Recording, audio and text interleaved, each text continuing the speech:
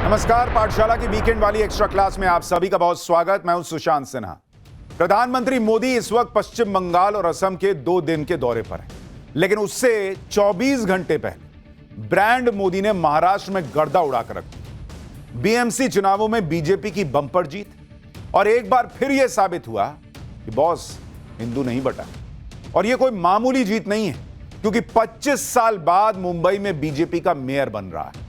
11 साल में बीजेपी ने वो कर दिखाया है जो किसी ने सपने में सोचा नहीं था। ठाकरे ब्रदर्स का साथ आना, मराठी ब्रदर्स के नाम ब्रदर्स के नारे लगाना, कुछ नहीं चला भाई। बीजेपी की इस जीत के बाद उद्धव का किला पूरी तरह से ढह गया। मराठी मानुस ने खुलकर संदेश दे दिया है कि मुंबई सबकी है, महाराष्ट्र सबका है, क्योंकि यह देश सबका है और सबसे ज्यादा जरूरी विकास है। अब सवाल यह है कि महाराष्ट्र से निकला यह मैसेज पैन इंडिया लेवल पर क्या इशारे कर रहा है। बीएमसी चुनाव परिणामों ने ममता और अखिलेश की नींद क्यों उड़ा दी है? क्यों ममता मंदिर मंदिर दौड़ रही हैं, अखिलेश तंज में ही सही लेकिन बीजेपी से सीखने की बात कर रहे हैं? बीएमसी चुनाव और इससे निकलते संदेश क्या हैं? क्यों बीएमसी नतीजों को बिहार, बंगाल और यूपी की सियासी हवा से जोड़कर देखा जा रहा है? मोदी कैसे हिंदुओं को एकजुट करने का असंभव काम करते चले जा रहे हैं? यह सब आज आपको बताऊंगा, लेकिन पहले यह रिपोर्ट। बंगाल के मालदा में मोदी मैजिक का असर है। जहां तक नजर जाए बस लोग ही लोग। मोदी को सुनने आए लोग ऐसे उमड़े कि जगह छोटी पड़ गई। भीड़ का विस्तार जैसे धरती की सीमा के पार हो गया। भारत माता की, भारत माता की, भारत माता की। मेरी यहाँ जो लोग ऊपर चढ़े हैं उनसे प्रार्थना है, आप सब नीचे आ जाइए प्लीज। मेरी आपसे प्रार्थना है, आप बहुत समझदार लोग हैं, वहां भी जरा और लोग मदद कीजिए उनको नीचे आने में। देखिए कहीं कोई नुकसान हो गया, आपको चोट पहुंच गई, मुझे बहुत पीड़ा होगी दोस्तों। मैं जानता हूं आप मुझे देख नहीं पाते होंगे, लेकिन मेरी आवाज आप जरूर सुन सकेंगे। मेरे दिल की धड़कन आप तक जरूर पहुंचेगी। तो मालदा में मोदी को सुनने के लिए उमड़ी अथाह भीड़ थी, उसका जय घोष था। तो मुंबई के बांद्रा के एक इलाके में ठहरा सन्नाटा। बीएमसी चुनाव के नतीजे आ चुके हैं और अगर मेरे पीछे इतना सन्नाटा है तो ये पता लगाना ज्यादा मुश्किल नहीं कि ये जगह कौन सी हो सकती है। जी हाँ, मैं इस वक्त मुंबई के बांद्रा स्थित कला नगर पर मौजूद हूँ, जो कि उद्धव ठाकरे और आदित्य ठाकरे का निवास स्थान है। और यहाँ पर आप देख सकते हैं कि किस तरीके से सन्नाटा है। ना पार्टी के कार्यकर्ता हैं, ना नेता नजर आ गए, ना कोई जोश, ना उल्लास, ना कोई उत्साह। तरकीबें सारी खाली गईं, जीती तो बस तदबीर। मराठाओं ने जाति पंथ भाषा से भी आगे वीर शिवाजी के हिंदवी स्वराज को चुना और फिर उल्लास से भरा विजय गीत गूंजा, जय वीर जय वीर।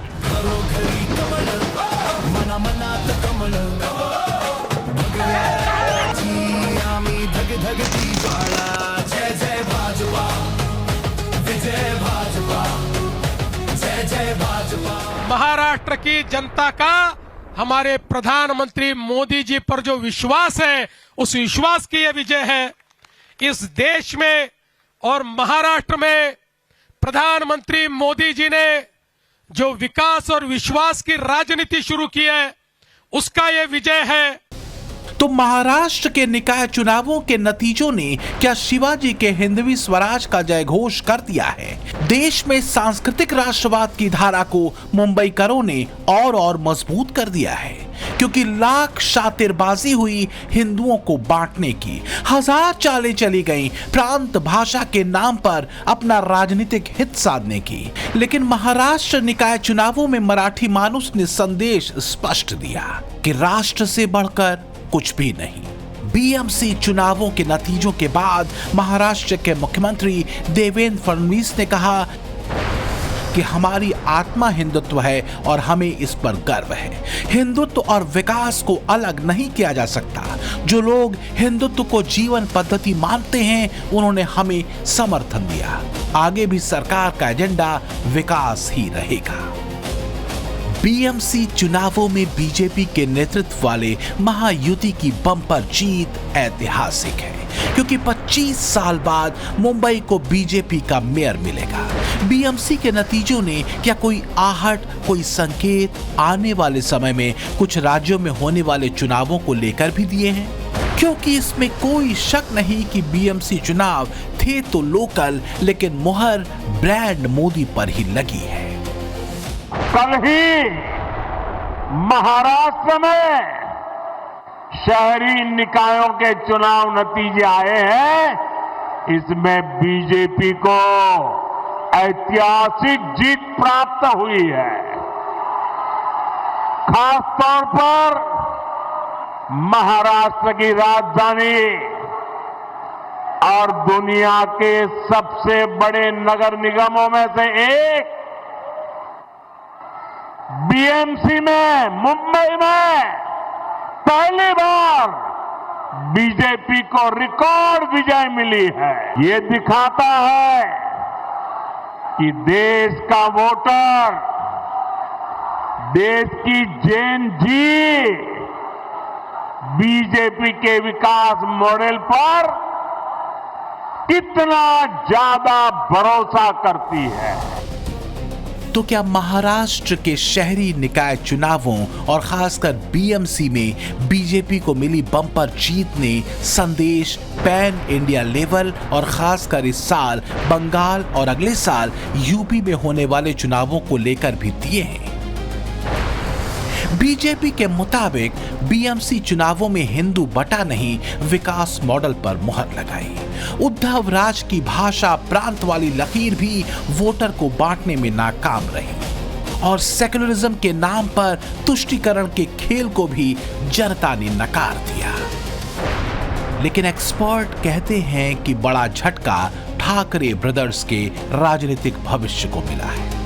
उस आत्ममुग्धता और मुग्ध राजनीति को मिला है जिसके भरोसे भाषा और मराठा पहचान के भेद की एक गाढ़ी लकीर खींचने की तैयारी थी। उसी लकीर को मुंबईकर ने सिरे से खारिज कर दिया। करीब 20 साल बाद शिवाजी पार्क में उद्धव ठाकरे और राज ठाकरे एक मंच पर आए थे। भले राज ठाकरे ने मनसे और शिवसेना यूबीटी के गठबंधन को मजबूरी का गठबंधन नहीं बल्कि मराठी पहचान से जोड़ा था, लेकिन सच यह है कि आम मुंबईकर भी जानता था कि दरअसल ये हजार छेदों से भरी मनसे यूबीटी की नाव को डूबने से बचाने का अंतिम प्रयास है। बीजेपी आरोप लगाती है कि शिवसेना यूपीटी और मनसे के गठबंधन का ये हाल इसलिए हुआ क्योंकि वो बाला साहब के हिंदुत्व से हटे, सॉफ्ट हिंदुत्व वाली लाइन ली, राहुल का अडानी वाला राग अलापा, बाला साहेब की कांग्रेस विरोधी लाइन को नकारा। उन्हें उम्मीद थी कि इससे मुस्लिम वोट मिल जाएगा। एक अन्नामलई आया है, कहाँ से? तमिलनाडु से। मुंबई में स्टार प्रचार है क्या बीजेपी का? वो मुंबई में आकर कहता है कि मुंबई महाराष्ट्र की नहीं है और राज्य के मुख्यमंत्री अब तक उसके ऊपर जवाब नहीं दे पा रहे। डिप्यूटी सीएम एकनाथ शिंदे भी चुप बैठे हैं, जो अपने आप को शिवसेना और धनुष्य बाण लेकर घूम रहे हैं ना, शिवसेना शिवसेना। जवाब दीजिए फडणवीस और शिंदे, उसके ऊपर एफआईआर लॉन्च होना चाहिए। जो महाराष्ट्र का और मराठी लोगों का अपमान किया है ये अन्नामलई ने। सवालों के घेरे में एक बार फिर संजय की दृष्टि है। वो देख न सके कि बांटने की राजनीति को मराठी मानुस ने महाराष्ट्र विधानसभा चुनावों में ही नकार दिया था। दुर्भाग्य से संजय की दृष्टि के भरोसे उद्धव और उनके बेटे आदित्य ठाकरे भी टिके रहे और शिवसेना यूबीटी टाए टाए फिस हो गई। मराठी भाषा और मराठी मानुस दोनों ने मोदी के विकास और सांस्कृतिक राष्ट्रवाद को चुना। तो ये संकेत क्या बंगाल के लिए भी है, जहां मां माटी मानुष के मंत्र पर ममता अपनी व्यूह रचना कर रही है? अब बंगाल में सुशासन की बारी है और इसलिए मैंने बिहार चुनाव की जीत के बाद ही कह दिया था, मां गंगा के आशीर्वाद से अब बंगाल में भी विकास की गंगा बहेगी और बीजेपी ये काम करके रहेगी। बॉस, एक होती है हवा, एक होती है लहर। बीएमसी चुनावों के नतीजों ने हवा इंडी गठबंधन की खराब की और लहर ब्रांड मोदी की उठी। ठीक वैसे ही जैसे कि महाराष्ट्र के विधानसभा चुनावों में मोदी की सुनामी चली थी। और अगर आप देखेंगे तो साल की शुरुआत में बीजेपी की बोहनी ही शानदार हुई। क्या क्या नहीं हुआ इन चुनावों में। पीएम मोदी पर जुबानी हमले किए गए, उनके हिंदुत्व को कोसा गया, हिंदुत्व की धारा को मराठी कार्ड से कमजोर करने की कोशिश की गई। लेकिन सच क्या निकला? सच यह है कि मराठी मानुस ने ही हिंदुत्व को भी चुना और विकास को भी। और तभी तो सीएम देवेंद्र फडणवीस ने कहा कि आप हिंदुत्व और विकास को अलग नहीं कर सकते भाई। सीएम योगी की तरह ही सीएम फडणवीस भी मोदी के हिंदुत्व और विकास सूत्र के मजबूत चेहरे बनकर उभरे।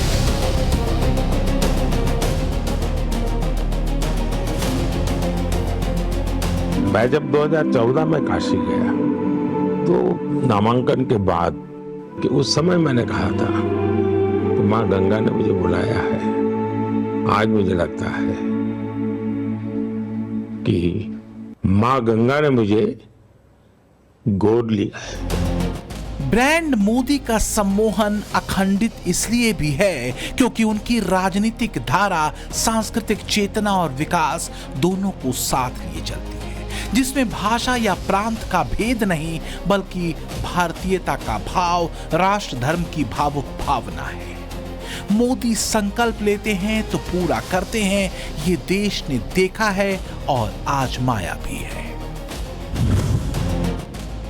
जब विपक्ष मिलकर लड़ा तब भी, और जब जाति भाषा और प्रांत वाले दांव को आजमाते लड़ा तब भी, देश और प्रांत की जनता ने मोदी के राष्ट्रवाद और विकास को ही चुना। एक अकेला सब पर भारी दिखा। नरेंद्र मोदी जिस तरह से हिंदुत्व और विकास के सूत्र को साथ लेकर चल रहे हैं, उसकी काट फिलहाल तो विपक्षी राजनीति के पास नहीं दिखती। जनता हर बार संदेश देती है कि इंडी वाले कितना भी जोर लगा लें, लेकिन हिंदू बटने को तैयार नहीं। वो नरेंद्र मोदी के साथ पूरी ताकत के साथ खड़ा है। ये बात हमने बिहार के चुनाव में भी देखी, जहां जाति की राजनीति खूब होती है। अब महाराष्ट्र के निकाय चुनाव में भी दिख चुका है, जहां मराठी मानुष के नाम पर अपनी अपनी राजनीति चमकाई गई, लेकिन मराठी मानुष ने वीर शिवाजी के स्वराज को चुना। आज से 350 वर्ष पूर्व जब छत्रपति शिवाजी महाराज का राज्याभिषेक हुआ था, तो उसमें स्वराज की ललकार और राष्ट्रीयता की जय जयकार समाहित थी।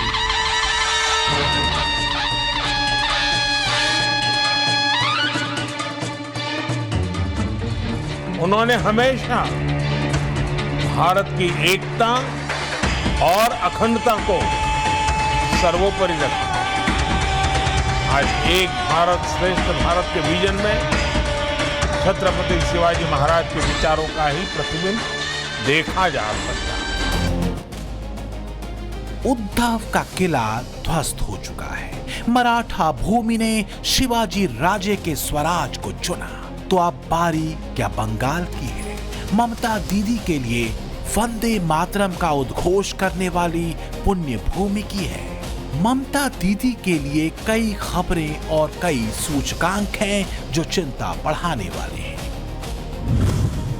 जैसे महाराष्ट्र की राजनीति में ओवैसी की राजनीति का उभार, मुस्लिम वोटर का सेकुलर पार्टियों से मोह भंग, मराठी मानुस की सांस्कृतिक राष्ट्रवाद पर मुहर और हिंदुत्व और विकास पर सबसे ज्यादा भरोसा।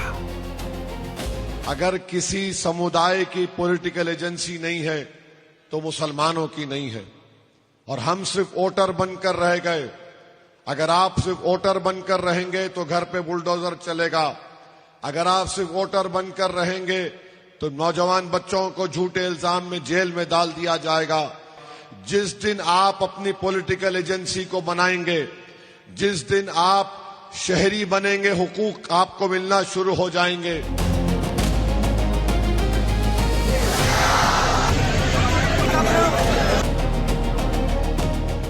इसी लाइन को लेकर भाईजान महाराष्ट्र निकाय चुनाव के मैदान में कूदे थे। यही लाइन बिहार विधानसभा चुनाव के दौरान भी ओवैसी भरे मंचों से बाजते रहे। चाहे महाराष्ट्र निकाय चुनाव हो या बिहार चुनाव, दोनों ही जगहों पर कथित सेकुलर पार्टियों का वोट बैंक खिसक कर ओवैसी की झोली में आ गिरा।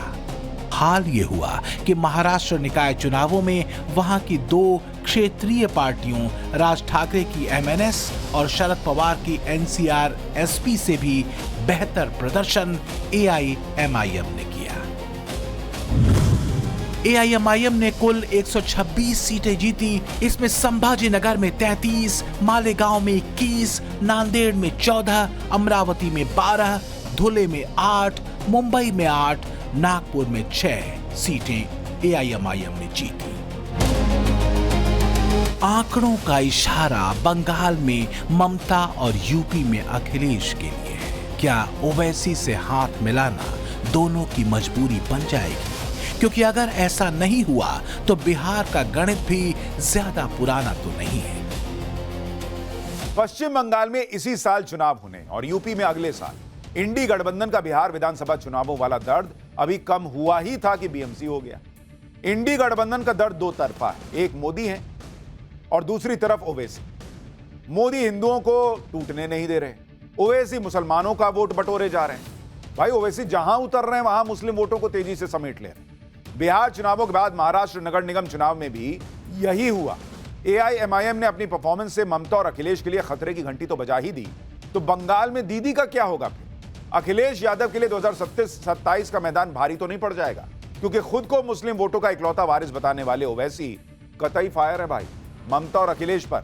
ऊपर से महाराष्ट्र नगर निगम चुनावों में AIMIM का रिपोर्ट कार्ड भी अखिलेश और ममता के पैरों तले।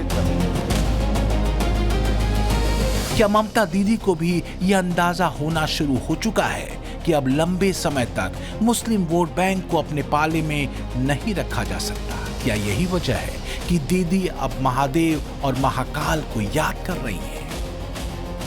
जय महाकाल, हे महाकाल, हे भैरव, हर हर महादेव, रक्षा करो महादेव, हर हर महादेव, रक्षा करो महादेव, हर हर महाकाल, रक्षा करो महाकाल। जरा इस गणित पर नजर दौड़ाइए। जिस पश्चिम बंगाल के मालदा में आज PM मोदी की रैली हुई है, वहां मुस्लिम आबादी मेजॉरिटी में है। इसके अलावा बंगाल के किन इलाकों में मुस्लिम वोटर का ओवैसी की तरफ शिफ्ट होना ममता बनर्जी का सियासी खेल बिगाड़ सकता है, जरा ये देखिए। मालदा में 51% मुस्लिम आबादी है, जंगीपुर में 62%, मुर्शिदाबाद में 66%, उत्तर दिनाजपुर में 50%, बीरभूम में 37% और दक्षिण परगना में 35.5% मुस्लिम आबादी है। सोशल मीडिया पर ओवैसी के पुराने भाषणों की रील दौड़नी शुरू हो चुकी, जिसमें वो ममता बनर्जी पर सीधे हमले करते दिख रहे हैं। पश्चिम बंगाल के मुर्शिदाबाद और मालदा में 34 विधानसभा सीटें आती हैं। ये दोनों जिले बांग्लादेश की सीमा से सटे हुए हैं। विधानसभा की 294 सीटों में से 100 से 120 सीटों पर मुस्लिम वोट निर्णायक माने जाते हैं। तो सवाल ये है कि क्या ओवैसी ममता के लिए इन इलाकों में मुश्किल पैदा कर सकते हैं? पहले महाराष्ट्र विधानसभा चुनाव, फिर बिहार विधानसभा चुनाव और अब BMC चुनाव। धीरे धीरे इन नतीजों ने उनका भी रंग उतारना शुरू कर दिया है, जो लोकसभा चुनावों के नतीजों के बाद से समाजवादी अवधेश को ही अयोध्या का अवधेश बताते फिरते थे। भान अब उन्हें भी होने लगा है कि बीजेपी की रणनीति शानदार है। तंज और तेवर के साथ ही सही, वो बीजेपी से सीखने को आतुर दिखते हैं। बीजेपी से सीखने को भी बहुत कुछ है। वो पॉलिटिकल पार्टी नहीं है, वो पॉलिटिकली प्रोफेशनली रन करते हैं अपने आप को।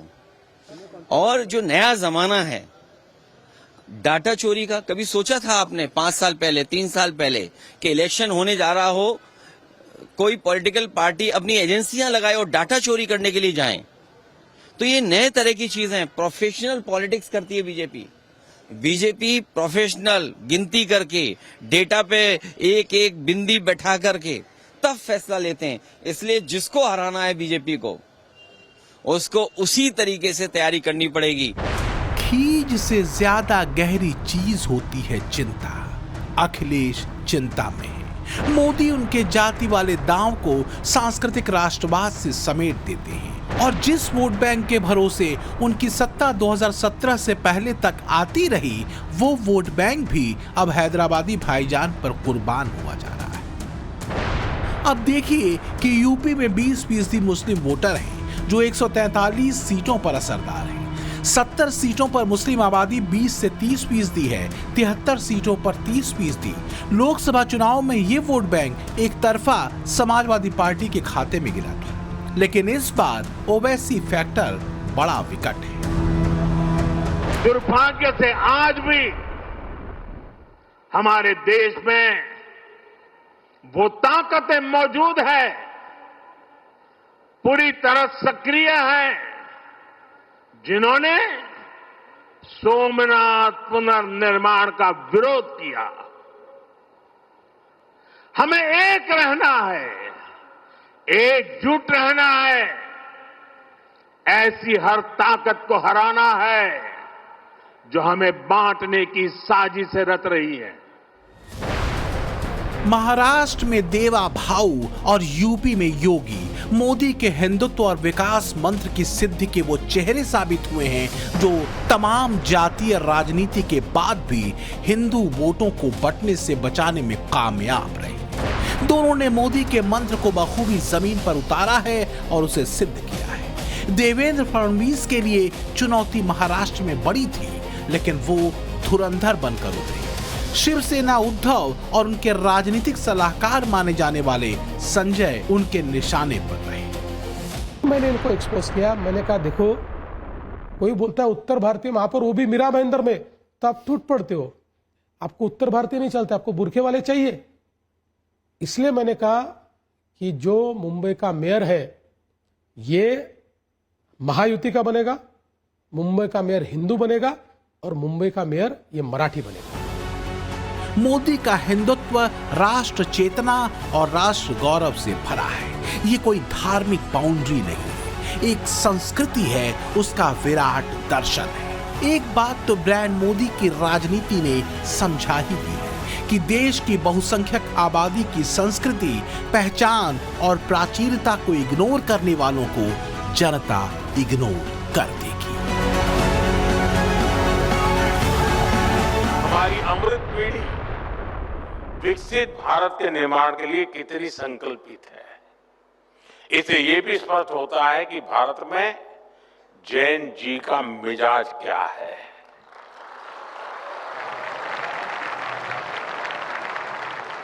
भारत का जैन जी कितनी क्रिएटिविटी से भरा हुआ है।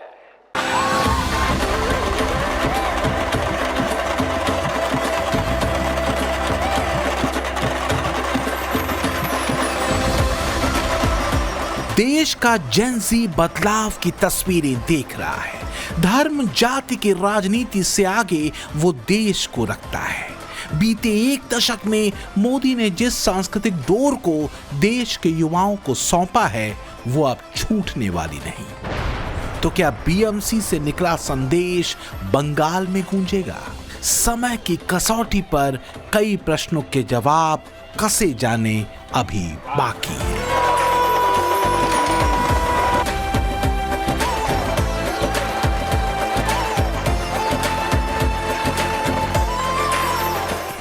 Bureau report, times now, Navbharat.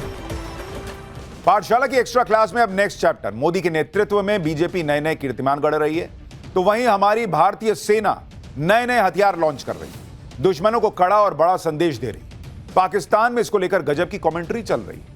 अभी जयपुर में ऑपरेशन सिंदूर में इस्तेमाल किए गए हथियार निकले तो वहां मुनीर की आर्मी के प्राण सूखने लगे। भाई, मुनीर के आतंकी आर्मी भी छाती पीटने लगी। अरे भाई, ब्रह्मोस, पिनाका, भैरव बटालियन, ये सब तो ट्रेलर है जिसका सैंपल पाकिस्तान देख चुका, भैरव बटालियन को छोड़कर। अब लाहौर से रावलपिंडी वाया इस्लामाबाद ये चर्चा तेज हो गई है कि 26 जनवरी को क्या ही होने वाला है। पाकिस्तान का ये डर क्यों सता रहा है, उसको इस स्पेशल रिपोर्ट में समझिए। ये प्रलय मचाने वाली प्रलय मिसाइल है। ये ऑपरेशन सिंदूर में कहर बरपाने वाली ब्रह्मोस मिसाइल।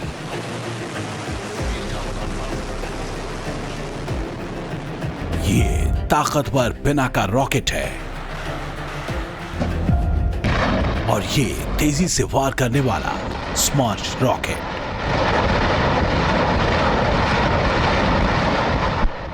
सोचिए, इन मिसाइलों और रॉकेट को एक ही व्यक्ति कमांड दे, एक साथ दागा जाए, एक ही लोकेशन को टारगेट किया जाए, तो फिर तबाही कितनी बड़ी होगी, कितना घातक अटैक होगा।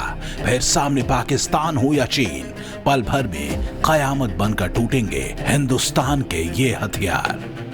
ये इरादा है हिंदुस्तानी फौज का। ना ही सैनिकों के नुकसान का खतरा होगा और ना ही न्यूक्लियर वॉर की संभावनाएं। अगर पाकिस्तान का जंगी जुनून नहीं छूटा तो आसिम मुनीर की कल्पना से भी ज्यादा शहबाज शरीफ की उम्मीदों के पार एक इशारा मिलते ही ये हथियार कयामत बनकर टूटेंगे।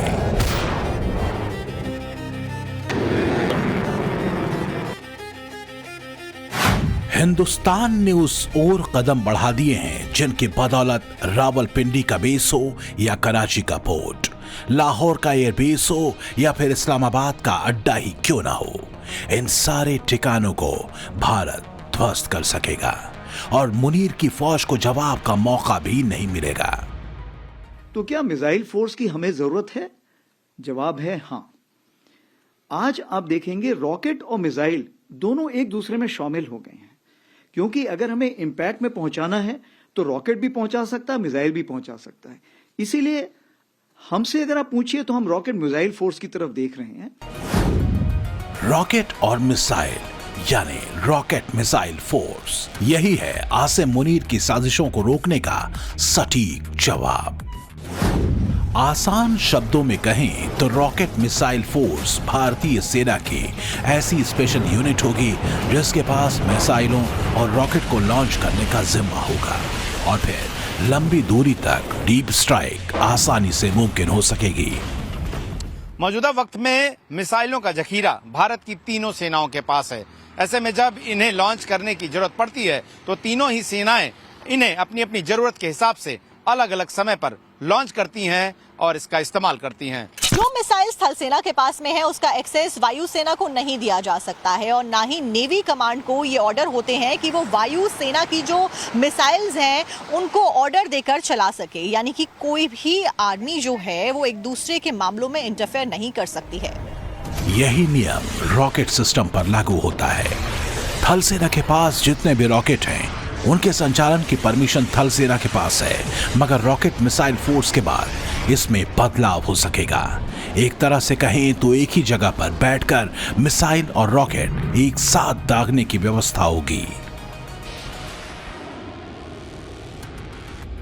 पाकिस्तान में ऐसा कोई ठिकाना नहीं है जहां बैठकर आतंकवादी चैन की सांस ले सके।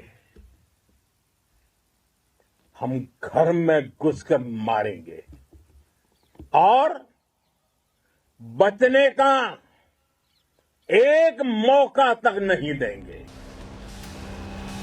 फिलहाल हिंदुस्तान के पास दो कैटेगरी की मिसाइलें हैं। पहली वो जिनसे न्यूक्लियर हमला किया जा सकता है, इनका नियंत्रण स्ट्रेटेजिक फोर्सेस कमांड के पास है, और दूसरी तरह की मिसाइलें पारंपरिक तरीके की होती हैं, मतलब बगैर परमाणु हथियार गिराए भीषण तबाही मचाने का मादा रखती हैं। इसी दूसरी तरीके की मिसाइलों का कंट्रोल रॉकेट मिसाइल फोर्स की यूनिट को मिल सकता है। सवाल ये कि रॉकेट मिसाइल फोर्स के गठन की आखिर जरूरत क्यों? तो इसका जवाब यह है कि पारंपरिक युद्ध की स्थिति में दुश्मन के कमांड सेंटर्स, एयरफील्ड्स और रसद ठिकानों को तबाह किया जा सकेगा, यानी कि न्यूक्लियर वॉर की नौबत ही नहीं आएगी और उससे पहले ही दुश्मन के ठिकानों को तबाह किया जा सकता है। सवाल है कि रॉकेट मिसाइल फोर्स से क्या उद्देश्य पूरा किया जा सकेगा? तो जवाब है बहुत कम जोखिम उठाए कम वक्त में दुश्मन पर जोरदार हमले को अंजाम देना। इस परिस्थिति में मिसाइल और रॉकेट का जखीरा भी बेहिसाब तरीके से खर्च नहीं होगा। अमेरिका का वेनेजुएला हमला हो या फिर यूक्रेन का रूस पर पलटवार, ईरान इजराइल की जंग का चैप्टर हो या फिर आर्मेनिया और अजरबैजान के बीच युद्ध, पाकिस्तान और अफगानिस्तान के बीच संघर्ष भी देख लीजिए।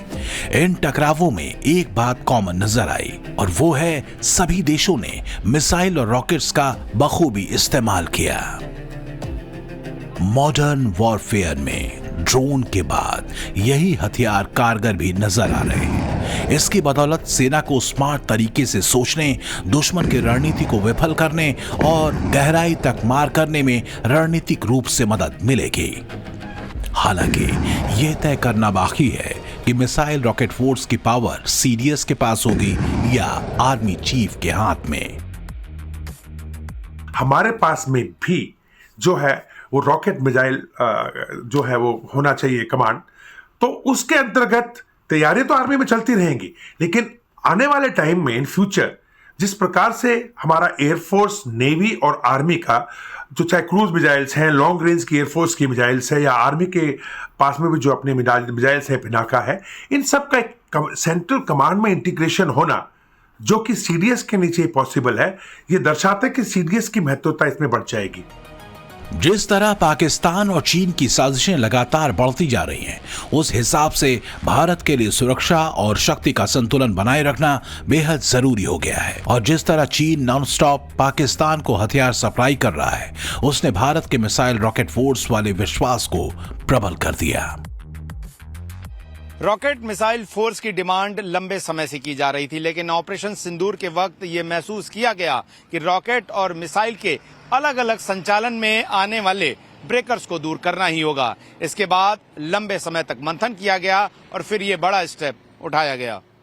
ऑपरेशन सिंदूर के होने के बाद में जितनी भी मीडिया रिपोर्ट्स सामने आ रही हैं इंडिया पाकिस्तान को लेकर, या फिर जितने भी लोगों ने इंडिया और पाकिस्तान के रिश्तों के ऊपर डीप वॉच बनाया है, उन सभी का ये कहना सामने आया कि फिलहाल जो खतरा है वो खत्म होता हुआ नजर नहीं आ रहा है, बल्कि लगातार बढ़ता जा रहा है। और इस पूरे खतरे में पाकिस्तान और चाइना के द्वारा जो रॉकेट फोर्स बनाई गई है वो एक इंटीग्रल पार्ट है।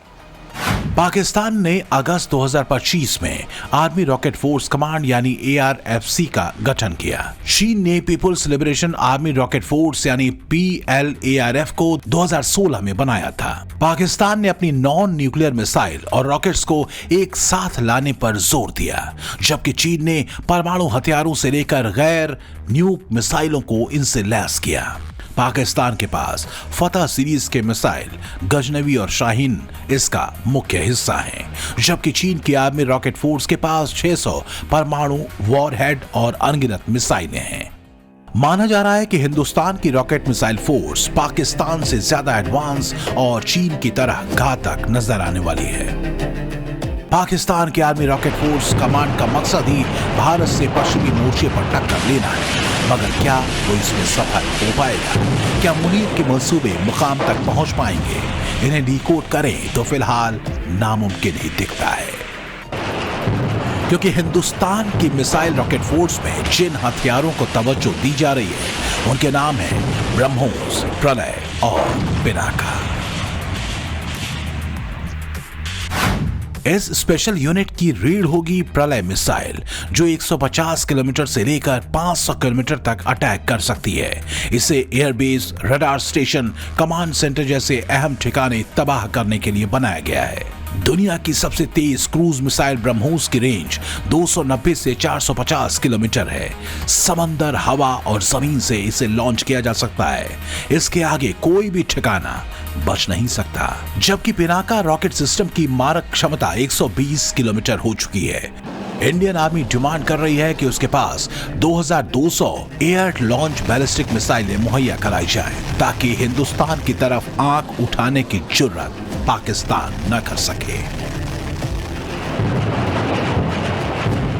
समय की मांग है कि हमें ऐसी फोर्स खड़ी करनी पड़ेगी। उस चीज को मद्देनजर रखते हुए, जैसे हमारा पिनाका है जिसको 120 किलोमीटर की रेंज में चेक किया गया है, हमने ऑलरेडी कुछ कॉन्ट्रैक्ट साइन किए हुए रॉकेट के जो 150 हैं, जिसको हम बाद में 300-450 किलोमीटर की भी रेंज पे भी देखेंगे। उसी प्रकार से आपने प्रलय के बारे में अभी सुना होगा, क्या कार्रवाई हो ही रही है। ब्रह्मोस तो आपको पता ही है। कुछ और भी ऐसे सैंक्शंस हमारे पास हैं जिसको हम आगे लेके जाएंगे। तो मैं यही आपको सारांश में बताना चाहूंगा कि ये समय की जरूरत है और इसको हम जितनी जल्दी इसको ऑर्गेनाइज करें उतना हमें इफेक्टिवनेस लाने में फायदा होगा। अब सवाल ये कि भारत की तीनों सेनाओं के पास में 35 से ज्यादा मिसाइलें हैं, मगर ब्रह्मोस और प्रलय को शुरुआत में क्यों चुना गया? हिंदुस्तान ने पिनाका रॉकेट सिस्टम पर आखिरकार इतना जोर क्यों दिया? ऐसी क्या वजह रही कि रॉकेट मिसाइल फोर्स में ड्रोन नहीं रखे गए? क्यों परमाणु हथियारों को इस स्पेशल यूनिट में शामिल नहीं किया जा सकेगा? इन सब का जवाब जानेंगे तो कहेंगे कि इंडियन आर्मी बहुत दूर की सोचती है और ये सब आसिम मुनीर की सोच से परे है। दरअसल प्रधानमंत्री नरेंद्र मोदी का फोकस मेड इन इंडिया हथियारों पर है। जो भी डील की जा रही है उसमें यह ध्यान रखा जा रहा है कि ज्यादा से ज्यादा पार्ट इंडिया का हो और इस पैमाने पर एकदम सटीक उतरते हैं ब्रह्मोस, प्रलय और पिनाका। भारत के पास सैकड़ों ब्रह्मोस मिसाइल होने का दावा किया जाता है। ब्रह्मोस मिसाइल बनाने की फैक्ट्रियां देश के 4 अलग अलग अहम शहरों में हैं। कयास ये लगाया जा रहा है कि आने वाले समय में भारत इतनी ब्रह्मोस मिसाइलें तैयार कर लेगा कि पाकिस्तान को कई बार वो तबाह कर सकेगा। आंकड़ों से लेकर जंग मैदान तक पाकिस्तान से कोसों आगे है हिंदुस्तान। जिस शाहीन मिसाइल को पाकिस्तान ने अपनी आर्मी रॉकेट फोर्स कमांड का हिस्सा बनाया है वो ऑपरेशन सिंदूर के बाद टेस्टिंग में क्रैश हो चुकी है और गजनवी का ट्रैक रिकॉर्ड भी सुनेंगे तो पाकिस्तान की प्लानिंग पर तरस आएगा।